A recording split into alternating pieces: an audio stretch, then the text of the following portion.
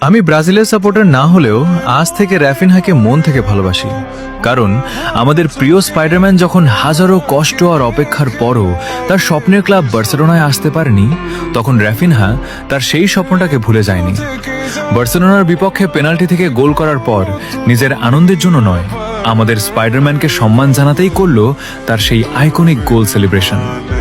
হয়তো এটা রাফিনহার কাছে মাত্র কয়েক সেকেন্ডের একটা সেলিব্রেশন, কিন্তু আমাদের কাছে এটা ছিল একজন কিংবদন্তির প্রতি আরেকজন ফুটবলারের সম্মান।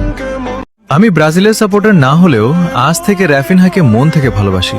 কারণ আমাদের প্রিয় স্পাইডারম্যান যখন হাজারো কষ্ট আর অপেক্ষার পরও তার স্বপ্নের ক্লাব বার্সেলোনায় আসতে পারেনি, তখন রাফিনহা তার সেই স্বপ্নটাকে ভুলে যায়নি। বার্সেলোনার বিপক্ষে পেনাল্টি থেকে গোল করার পর নিজের আনন্দের জন্য নয়, আমাদের স্পাইডারম্যানকে সম্মান জানাতেই করল তার সেই আইকনিক গোল সেলিব্রেশন। হয়তো এটা রাফিনহার কাছে মাত্র কয়েক সেকেন্ডের একটা সেলিব্রেশন, কিন্তু আমাদের কাছে এটা ছিল একজন কিংবদন্তির প্রতি আরেকজন ফুটবলারের সম্মান। আমি ব্রাজিলের সাপোর্টার না হলেও আজ থেকে রাফিনহাকে মন থেকে ভালোবাসি। কারণ আমাদের প্রিয় স্পাইডারম্যান যখন হাজারো কষ্ট আর অপেক্ষার পরও তার স্বপ্নের ক্লাব বার্সেলোনায় আসতে পারেনি, তখন রাফিনহা তার সেই স্বপ্নটাকে ভুলে যায়নি। বার্সেলোনার বিপক্ষে পেনাল্টি থেকে গোল করার পর নিজের আনন্দের জন্য নয়, আমাদের স্পাইডারম্যানকে সম্মান জানাতেই করল তার সেই আইকনিক গোল সেলিব্রেশন।